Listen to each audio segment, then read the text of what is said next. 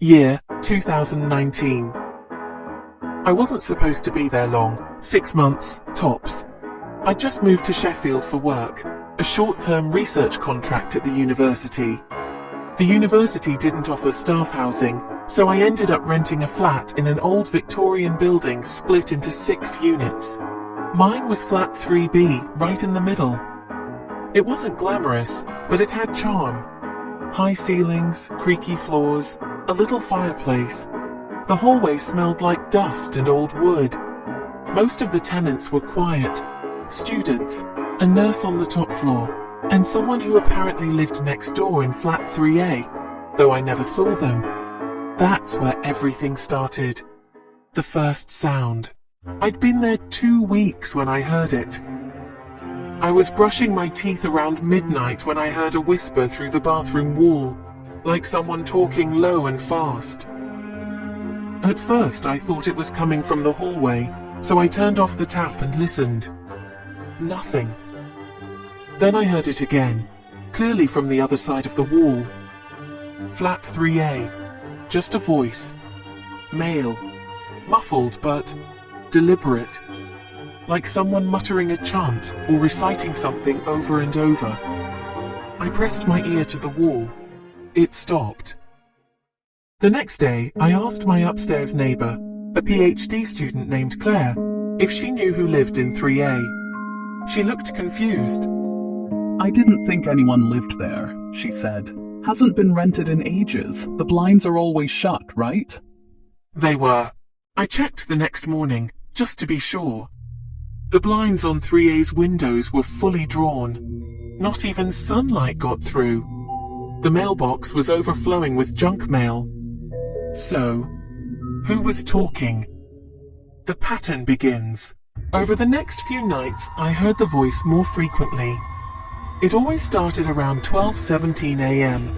Always whispering, never loud, never clear. Sometimes a sentence would repeat. One I remember clearly. Let it in, let it in, let it in. I knocked on the wall once. It stopped instantly. I even knocked on the door to flat 3A the next day. No answer. I tried the handle. Locked. I called the landlord. Flat 3A isn't occupied. We had someone interested, but they backed out last minute. Place is empty. I asked about the voice. Probably the pipes. A few weeks in, it escalated.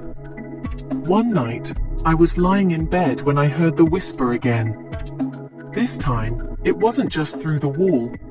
It felt like it was in the room. Like someone was standing near the foot of my bed, whispering into the dark. I sat up, heart pounding. Nothing there. But the whisper didn't stop. I turned on the light. Silence. I didn't sleep that night. The next day, I came home from work and found a small envelope slid under my door. No name. Inside was a single slip of paper that read, "Don't listen after 3 a.m." No explanation. I checked with my neighbors. None of them admitted to leaving it. That night I stayed up, determined to hear what would happen at 3 a.m. And I did. At exactly 3 wangs, the whispering started again. This time it was clear. I see you. I see you. I see you. Over and over. It sounded like it was coming from the hallway now, right outside my door. I grabbed a kitchen knife and crept toward it, turned off the lights, and looked through the peephole. The hallway was empty. But then, the voice was behind me. Let me in. I turned, swinging the knife at the air. Nothing. Just silence and cold. The next morning, I saw police outside. Claire, the upstairs neighbor May, was missing. The last time anyone saw her was around 3 a.m. She'd posted something weird on her Twitter. "He's outside my door, whispering. Do I let him in?" That was her last message. I told the police everything I knew. About the voice. Flat 3A, the note. They didn't believe me. No one did. That night, I packed a bag. I was ready to leave. I didn't care about the lease. But before I left, I decided to check 3A one last time. The door was unlocked. I pushed it open slowly. The flat was completely empty, dusty, cobwebbed, untouched for months. No furniture, no signs of life, except one thing. In the center of the living room was a circle of black ash and what looked like nail marks along the wooden floor, as if someone had been dragged across it. And on the far wall, scratched into the plaster, Let me in.